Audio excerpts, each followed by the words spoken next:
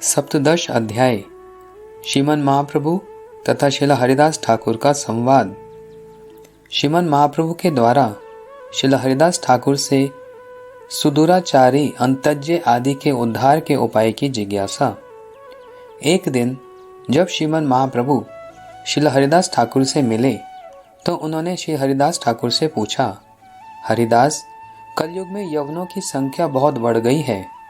ये लोग बड़े दुराचारी होते हैं तथा गाय और ब्राह्मणों से हिंसा करते हैं, अतः इन सब का कल्याण कैसे होगा, इस विषय में मैं बहुत चिंतित हूँ। श्री हरिदास ठाकुर के द्वारा नाम आभास के महात्म्य का कीर्तन। श्री हरिदास ठाकुर बोले, प्रभु आप चिंता ना करें तथा ना ही इनके लिए दुखी हों। इन दुराचारी यवनों का उद्धार तो नाम आभास से अनायास ही हो जाएगा। ये लोग तो हराम हराम बोलकर नामाभास करते हैं।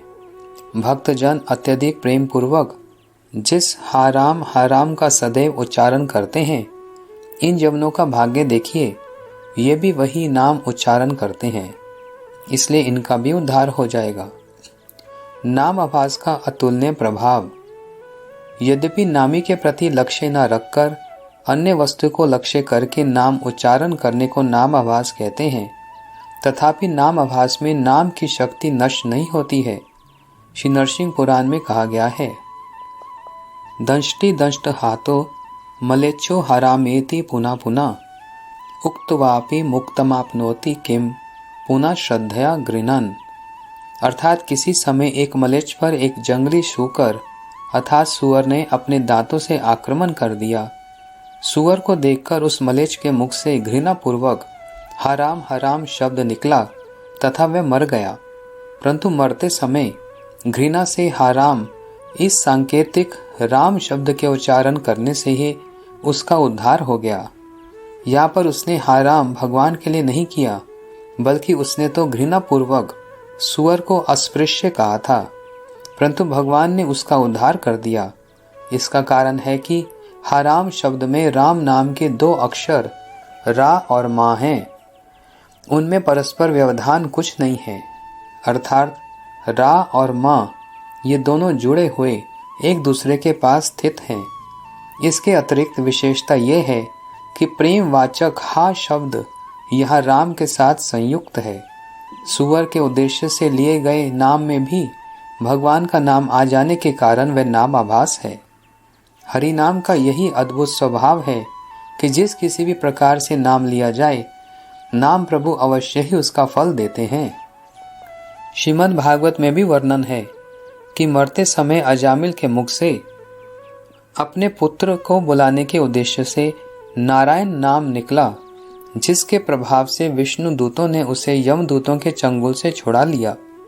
श्री हरि भक्ति विलास 11-279 में पद्म पुराण के वचन उद्धृत करते हुए कहा गया है, नाम एकम यस्य वाची स्मरण पथ गतम श्रोतमूलम गतम वा शुद्धम वर्णम व्यवहित रहितम तारे तेव सत्यम। पद्म पुराण स्वर्गखंड 48 अध्याय। हे विप्रवर, एक हरिनाम भी जिसकी जीवा पर उदित हो जाते हैं अथवा कर्ण इंद्रियों में प्रवेश करते हैं या स्मरण पथ पर जागरूक हो जाते हैं, उसका वे नाम प्रभु अवश्य ही उद्धार करेंगे। यहाँ नाम उच्चारण में वर्णों की शुद्धता अथवा अशुद्धता या विधि के अनुसार शुद्ध नाम उच्चारण या अशुद्ध उच्चारण आदि का महत्व नहीं, अर्थात श्री नाम इनका कुछ भी विचार नहीं करते। नाम आभास से सब प्रकार के अनर्थों की निवृत्ति। नाम आभास हईते है सर्व पाप क्षय, नाम आभास हईते है संसार क्षय। चैतन्य चेतामित अंत लीला 3:61। नाम आभास से सब प्रकार के पाप क्षय हो जाते हैं तथा नाम आभास से ही संसार का क्षय होता है। नाम आभास से महापातक का भी नाश। तम निवर्ज्यम भज गुण निधे पावनम पावननाम श्रद्धा रजंत मितिरित तरमुक्तम श्लोक मौल्यम। प्रोद्दन उन्नत कर्ण कुहरे हंत यन्नाम भानो रसाभासो शपयति महापातक ध्वनंत राशिम। भक्ति रसामित सिंधु दक्षिण विभाग लहरी 103। हे गुण निधे, तुम परम पावन उत्तम श्लोकों के शिरोमणि श्री कृष्ण का श्रद्धा मूलवक मति सहित अति शीघ्र अर्थात निष्कपट होकर सरल भाव से भजन करो, क्योंकि उनके नाम रूपी सूर्य का भास भी अंतकरण में उदित होने पर महापातक रूपी अंधकार को विनष्ट कर देता है। नाम आवाज से मुक्ति की प्राप्ति। म्रियमानो हरेर नाम गृह्णन् पुत्रोपचारितम अजामिलोपि अगदाम किमुत्र श्रद्धया गृह्णन्। श्रीमद् भागवतम 6:2-39। पुत्र के उद्देश्य से हरिनाम ग्रहण करके अजामिल को भी जब वैकुंठ की प्राप्ति हो गई, तब फिर श्रद्धापूर्वक नाम ग्रहण करने से क्या प्राप्त होगा बताया नहीं जा सकता। इस प्रकार शास्त्रों में नाम आभास से ही मुक्ति प्राप्त होने के अनेकों प्रमाण हैं। श्रीमन महाप्रभु के आनंद की वृद्धि तथा स्थावर जंगम जीवों के उद्धार के उपाय की जिज्ञासा। श्रील हरिदास ठाकुर की बात सुनकर श्रीमन महाप्रभु के हृदय में बहुत आनंद हुआ। फिर भी श्रीमन महाप्रभु ने भंगी करते हुए उनसे पूछा, हरिदास, पृथ्वी पर स्थावर और जंगम चलने फिरने वाले बहुत प्रकार के जीव हैं, इन सब का उद्धार कैसे होगा? श्रील हरिदास ठाकुर का उत्तर। श्रील हरिदास ठाकुर बोले, प्रभु, आपने कृपा पूर्वक उनके उद्धार का उपाय पहले से ही स्थिर कर रखा है। आपने उच्च स्वर से हरिनाम कीर्तन की जो विधि प्रचलित की है, उससे भगवान का नाम श्रवण कर स्थावर और जंगम सभी का संसार बंधन नष्ट हो जाएगा। जंगम अर्थात जो मनुष्य, पशु पक्षी आदि हैं, उच्च नाम को सुनते ही उनका संसार बंधन क्षय हो जाता है। स्थावर अर्थात वृक्ष आदियों के साथ जाकर जब वह उच्च नाम संकीर्तन ध्वनि टकराती है, तो उनसे भी प्रतिध्वनि निकला करती है। वास्तव में वह प्रतिध्वनि नहीं होती, अपितु उनका अनुकीर्तन होता है। आपकी ही कृपा से ये असंभव लगने वाली बात संभव होती है, अर्थात ना बोल पाने वाले स्थावर भी नाम कीर्तन करते हैं। समस्त जगत में जहाँ कहीं भी उच्च स्वर से नाम संकीर्तन होता है, उसे सुनकर वहाँ के स्थावर और जंगम प्रेमावेश से नृत्य करने लगते हैं। वृंदावन जाते समय आपने स्वयं उच्च स्वर से हरिनाम कीर्तन करके झारीखंड में पशु पक्षी, सर्प इत्यादि सभी से हरिनाम करवाकर उनका उद्धार किया। यह सब वृत्तांत मैंने बलभद्र भट्टाचार्य के मुख से श्रवण किया है। श्री वासुदेव दत्त ने जब जीवों के लिए आपसे प्रार्थना की थी, अर्थात जब उन्होंने कहा था कि मुझे ही समस्त जीवों के पापों का फल दे दीजिए और समस्त जीवों का उद्धार कर दीजिए, मैं ही सब जीवों के बदले नरक यातना को भोग करूंगा, तब आपने उन्हें समस्त जीवों की पाप यातना को भोग ना कराकर केवल उनकी इच्छानुसार समस्त जीवों के उद्धार कर देने की उसकी प्रार्थना को स्वीकार कर लिया था। श्रील हरिदास ठाकुर के द्वारा जगत गुरु आचार्य के रूप में नाम प्रेम प्रचारक के द्वारा प्रभु की जीवोद्धार लीला के रहस्य का उद्घाटन। हे प्रभु, जगत का उद्धार करने के लिए ही तो आपका अवतार हुआ है। आपने भक्त भाव अंगीकार करके सभी को भजन की शिक्षा देकर सभी के उद्धार का पथ स्वयं स्पष्ट रूप में प्रदर्शित किया है। अतः आपने उच्च स्वर से नाम संकीर्तन का प्रचार कर सभी जीवों का माया बंधन काट दिया है। श्रीमन महाप्रभु के द्वारा सभी जीवों की मुक्ति प्राप्त करने के बाद ब्रह्मांड की स्थिति के विषय में जिज्ञासा। ऐसा सुनकर श्रीमन महाप्रभु ने कहा, हे हरिदास, जब सभी जीव ही मुक्त हो जाएंगे तब तो यह ब्रह्मांड जीव शून्य हो जाएगा। श्रील हरिदास ठाकुर का उत्तर।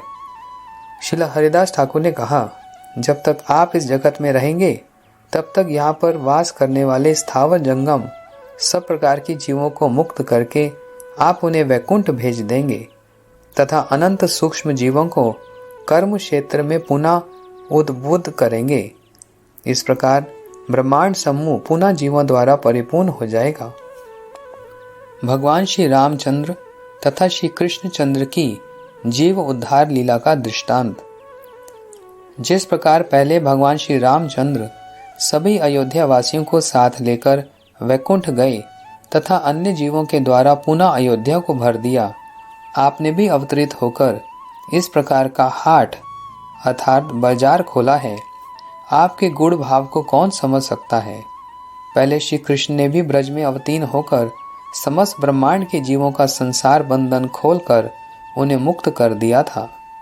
न चैवम विस्मय कार्य भवता भगवत तजे योगेश्वरेश्वरे कृष्णे यथा एतद विमुच्यते। श्रीमद् भागवतम 10:29-16। जिनसे ये समस्त चराचर जगत मुक्ति प्राप्त करता है, योगेश्वर के भी ईश्वर, जन्म आदि रहित उन श्री कृष्ण के कार्यों के प्रति किसी प्रकार के विस्मय को प्रकाशित करने की कोई आवश्यकता नहीं है। अयम ही भगवान दृष्टः कीर्तिता संस्मृत्यश्च द्वेष अनुबंधन अखिल सुरासुर आदि दुर्लभम फलम प्रयच्छति किमुत सम्यक भक्तिम ताम इति। श्री विष्णु पुराण 4:15-17, चैतन्य चैतामृत अंत्य लीला 3:84। भगवान देश पूर्वक दर्शन करने वाले, कीर्तन करने वाले तथा स्मरण करने वालों को ही जब सुर असुरों के लिए भी दुर्लभ फल प्रदान करते हैं, तब फिर प्रेम पूर्वक भक्ति करने वालों के संबंध में क्या कहा जाए। जिस प्रकार श्री रामचंद्र तथा श्री कृष्णचंद्र ने जगत में अवतीर्ण होकर जगत के समस्त जीवों का निस्तार कर दिया था, उसी प्रकार आपने भी श्री नवदीप में अवतरित होकर समस्त ब्रह्मांड के जीवों का उद्धार कर दिया है। श्रील हरिदास ठाकुर का दैन्य। जे कहे चैतन्य महिमा मोर गोचर है, से जानुक मोर पुना एत निश्चय। तुम्हार जे लीला महा अमृत सिंधु, मोर मनो गोचर नहीं तार एक बिंदु। चैतन्य चैतामृत अंत्य लीला 3:86-87। यदि कोई मुझसे कहे कि मैं श्री चैतन्य महाप्रभु की महिमा जानता हूँ, तो मैं तो यही कहूँगा कि भाई तुम जानते हो जानो, परंतु मेरा तो यही निश्चय है कि हे प्रभु, आपकी लीला ऐसा महा अमृत का अपार सिंधु है जिसका एक बिंदु भी मेरे मन के गोचर नहीं है। भक्तों के भगवान की लीला के रहस्य को उद्घाटन करने के सामर्थ्य को देखकर भगवान भी विस्मित। श्रील हरिदास ठाकुर के इन वचनों को सुनकर श्रीमन महाप्रभु का मन चमत्कृत हो उठा। वे मन ही मन सोचने लगे, मेरी गूढ़ लीला के विषय में हरिदास कैसे जान गया। श्रील हरिदास ठाकुर के प्रति अत्यधिक संतुष्ट होने के कारण श्रीमन महाप्रभु ने उनका आलिंगन किया तथा उन्हें इन सब बातों को प्रकाशित करने के लिए मना किया। ईश्वर का यह स्वभाव है कि वे अपने ऐश्वर्य को छिपाना चाहते हैं, किंतु उनकी महिमा भक्तों से छिपी नहीं रह सकती, उन्हें विदित हो ही जाती है। श्रीमन महाप्रभु के द्वारा हरिदास ठाकुर की प्रशंसा। श्रील हरिदास ठाकुर की कुटी से लौटने के बाद श्रीमन महाप्रभु सैकड़ों मुख से अपने भक्तों के निकट श्रील हरिदास ठाकुर के गुणों की भूरी भूरी प्रशंसा करने लगे। श्रीमन महाप्रभु को भक्तों के गुणगान करने में बहुत आनंद की प्राप्ति होती है, और फिर श्रील हरिदास ठाकुर तो भक्तों में भी श्रेष्ठ भक्त हैं। श्रील कृष्णदास कविराज गोस्वामी स्वरचित श्री चैतन्य चैतामृत में लिखते हैं, हरिदासेर गुणगान असंख्य अपार, के कौन अंशे वर्णी ना पाए पार। चैतन्य चैतामृत अंत्य लीला 3:94।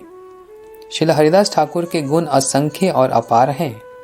जो भी कोई इनका वर्णन करता है, वह उनके आंशिक गुणों का ही वर्णन कर पाता है। उनके गुणों की महिमा का कोई भी पार नहीं पा सकता है।